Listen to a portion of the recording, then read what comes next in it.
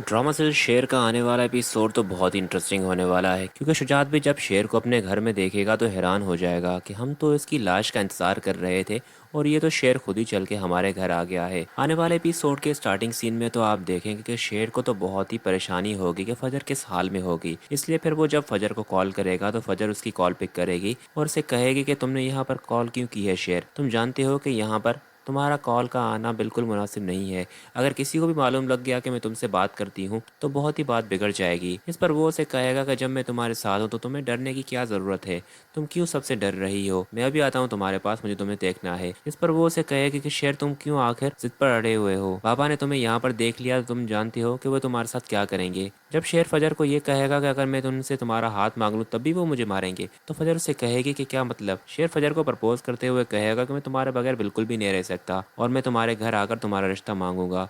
मैं भी देखता हूँ कि तुम्हारा रिश्ता मुझे कौन नहीं देता, मैं उनका दामाद बनना चाहता हूँ। ये दुश्मनियाँ कब तक चलती रहेंगी। तो फजर जो होगी वो तो यहाँ पर शेर को काफ़ी रोकेगी, पर शेर जो होगा वो कहाँ रुकने वाला होगा।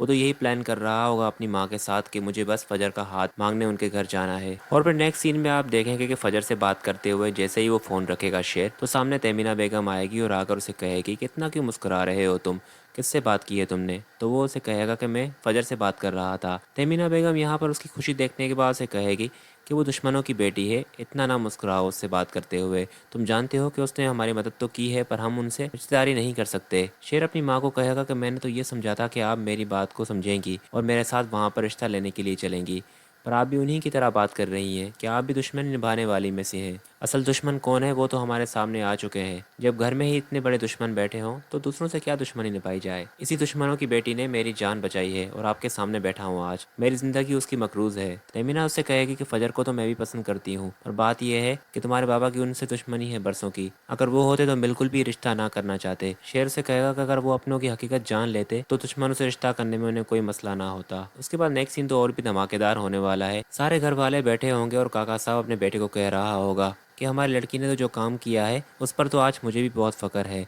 वो ये बात इसलिए कर रहा होगा क्योंकि शुजात अपने बाप को ये कहेगा कि दुश्मन यहाँ पर आ रहे हैं और आकर यहाँ पर नाक रगड़ेंगे और कहेंगे कि हमारे शेर को छोड़ दो। और इसी वक्त का ही तो मुझे इंतज़ार था कि दुश्मन मेरे दर पर आए और मुझसे आकर भीख मांगे, और ये सब कुछ मेरी बेटी फजर की वजह से हुआ है। फजर जो कि सामने ही बैठी होगी और ये सारी बातें सुन रही होगी और अपनी माँ और चच्ची को भी देख रही होगी, क्योंकि उन्हें इस बात का इल्म होगा कि शेर कभी भी यहाँ पर आ सकता है फजर का हाथ मांगने के लिए। और फिर जैसे ही सामने गाड़ियाँ आ रही होंगी तो फजर का जो बाप होगा वो खिड़की से देखेगा नीचे, तो गाड़ी से शेर उतरेगा।